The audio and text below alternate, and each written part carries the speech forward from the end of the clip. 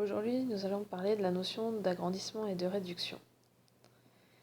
On dit qu'il y a agrandissement d'une figure ou réduction d'une figure lorsque l'on prend une figure et on multiplie les longueurs de cette figure par un nombre appelé petit k pour obtenir une deuxième figure. Dans l'exemple que nous voyons, nous avons ce triangle-là et nous multiplions toutes les longueurs de ce triangle par un tiers, qui est donc la valeur de petit k, et nous obtenons le deuxième triangle. Si k est inférieur à 1, c'est une réduction. Si k est supérieur à 1, c'est un agrandissement.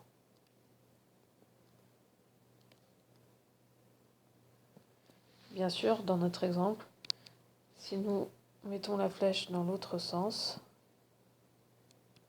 nous multiplions les longueurs de la figure de droite par 3 pour obtenir la figure de gauche. Nous avons donc un agrandissement. À l'aide de cette notion-là, nous pouvons résoudre plusieurs types d'exercices. Par exemple, le premier exercice, l'exercice de type 1, qui consiste à construire une figure à partir d'une figure de départ et du coefficient d'agrandissement et de réduction. Pour effectuer cet exercice, c'est simple. Nous allons mesurer toutes les longueurs de la figure de départ.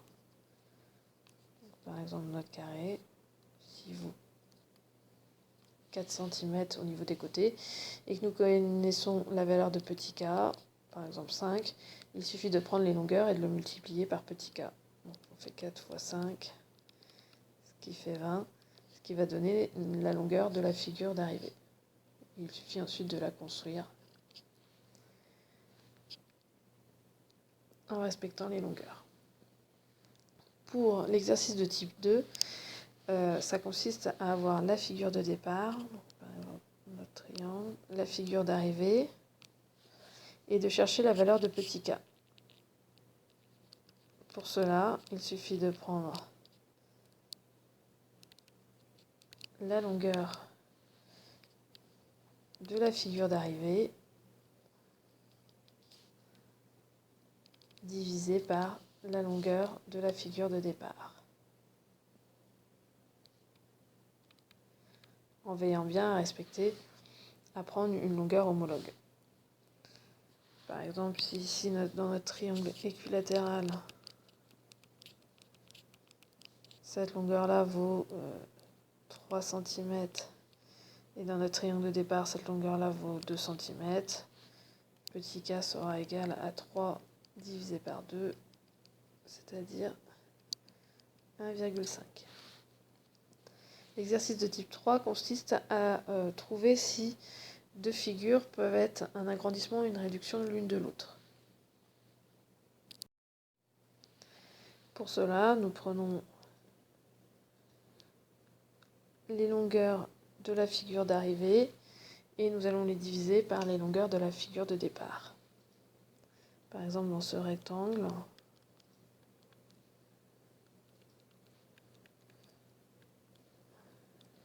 si cette longueur vaut 4 cm, cette longueur 2 cm, cette longueur 2 cm, cette longueur 1 cm, nous allons calculer à chaque fois le quotient longueur figure d'arrivée sur longueur figure de départ en prenant des longueurs homologues, donc 4 divisé par 2 qui fait 2, ensuite 2 divisé par 1 qui fait 2, et comme nous trouvons ici le même résultat, on peut en conclure que la figure finale est un agrandissement de la figure de départ.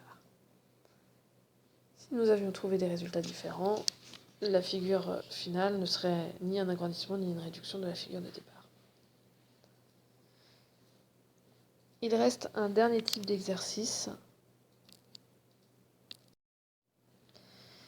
Ce type d'exercice utilise la propriété suivante.